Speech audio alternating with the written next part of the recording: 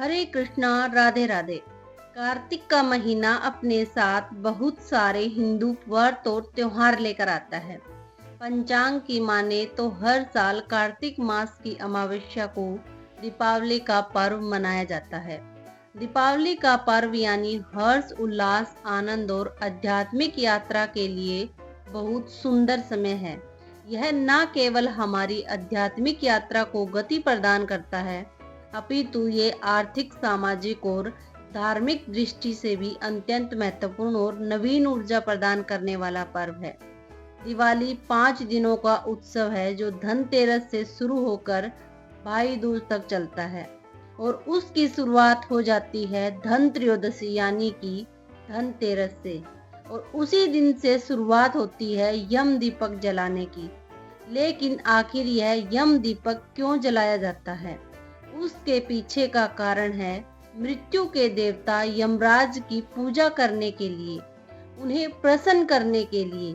शास्त्रों में वर्णन आता है कि यम दीपक जलाने से घर में किसी की भी अकाल मृत्यु नहीं होती, परिवारजनों की सुरक्षा होती है और इसीलिए इस समय के दौरान विशेष रूप से यम दीपक जलाए जाते हैं, और वह भी घर के बाहर द्वार पर दक्षिण दिशा की ओर।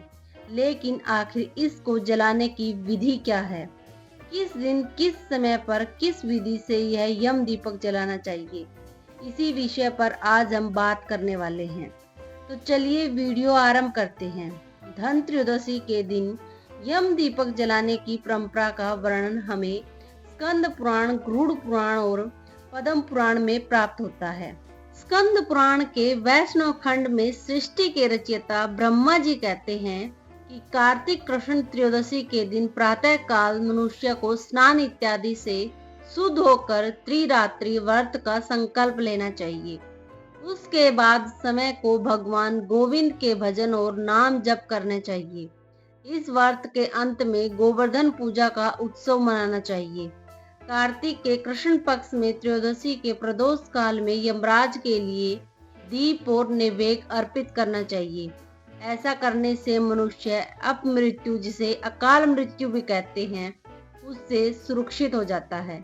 एक समय यमदूतों ने यमराज जी से पूछा, हे स्वामी, ऐसे महोत्सव के अवसर पर कोई भी जीव अपने जीवन से वियुक्त ना हो, ऐसा कोई उपाय है क्या?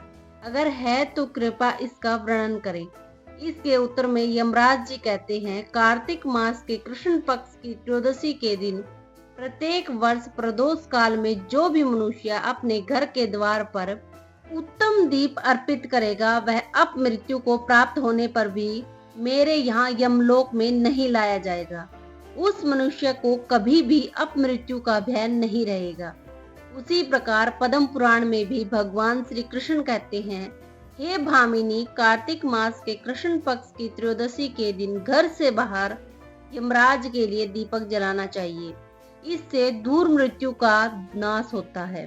और दीप अर्पित करते समय इस प्रकार कहना चाहिए, हे मृत्यु, पासधारी काल और अपनी पत्नी के साथ सूर्य नंदन यमराज, कृपया इस त्रयोदशी दीप से प्रसन्न हो। स्कंद पुराण में भी उल्लेख मिलता है कि यम दीपक जलाने से उन पितरों को भी संतोष प्राप्त होता है जिनकी आत्मा किसी कारणवश शांति को प्राप्त नहीं कर पाई थी। दीपक के प्रकाश से उन आत्माओं को शांति मिलती है और वे अपने स्वर्ग लोक की यात्रा में आगे बढ़ पाते हैं। तो इस प्रकार हम देखते हैं कि हमारे कई शास्त्रों में कार्तिक कृष्ण त्रयोदशी यानी कि धन त्रयोदशी या फिर धनतेरस के दिन इस यम दीपक को जलाने के विषय में कहा गया है। आइए अब देखते हैं कि इस यम दीपक को जलाने की विधि क्या है। तो धन त्रयोदशी के दिन इस यम दीपक को अपने घर के बाहर प्रदोष काल में या फिर रात्रि के समय जलाना चाहिए, जिसमें ध्यान रखना चाहिए कि दीपक घर के मुख्य दरवाजे के बाहर दक्षिण दिशा में रखा जाए। दक्षिण दिशा यमराज की दिशा मानी गई है, इसीलिए दीपक को दक्षिण दिशा की ओर जलाना अत्यंत शुभ माना गया है। इस दीपक में तिल के तेल का प्रयोग करना शुभ माना जाता है और यह दीपक चौमुखी होना चाहिए, यानी कि चारों तरफ इस दीपक में बातियां होनी चाहिए। अगर आपके पास मिट्टी का चौमुखी दिया है तो सबसे उत्तम है। अगर नहीं है तो आप सादे मिट्टी के दिए में बातियां रख कर भी इस दिए को जला सकते हैं। अगर मिट्टी का दिया नहीं है तो आप आटे से भी चौमुखी दिया बनाकर उसका उपयोग कर सकते हैं। इन 4 बातियों का अर्थ होता है धरती, जल, अग्नि और वायु, जो कि जीवन के तत्व है। इस प्रकार दीपक में प्रकट चारों बातियां यमराज के प्रति समर्पण का प्रतीक है। इसे संध्या या प्रदोष काल के समय में जलाना चाहिए और इस दौरान घर के सभी सदस्य एक साथ मिलकर यमराज के प्रति अपनी श्रद्धा भाव का प्रदर्शन कर सकते हैं। परिवार के प्रत्येक सदस्य को इस दीपक के समक्ष सिर झुकाकर यमराज से कृपा की याचना करनी चाहिए। यह यम दीपक घर के वरिष्ठ महिला या फिर पुरुष जला सकते हैं और उस समय घर के सभी सदस्य घर के अंदर होने चाहिए। इस दीपक को जलाते समय मंत्र का उच्चारण करना चाहिए। इस प्रकार प्रार्थना करके घर के सभी सदस्यों को यमराज की कृपा की याचना करनी चाहिए और अपने परिवार के लिए मृत्यु के भय से मुक्ति और कल्याण का आशीर्वाद मांगना चाहिए। जब आप यह यम दीपक जलाते हैं तो अगले दिन प्रातः में उठकर सबसे पहले इस दीपक का विसर्जन करें। उसे आप जल प्रवाह कर सकते हैं, निर्माल्य में डाल सकते हैं या फिर किसी चौराहे पर रख सकते हैं। लेकिन इस यम दीपक में प्रयोग में लिए गए किसी भी पदार्थ को वापस घर में नहीं लाना चाहिए। तो इस प्रकार आप धनत्रयोदशी के दिन संध्या के समय यमराज जी को प्रसन्न करने हेतु यम दीपक प्रज्वलित कर सकते हैं।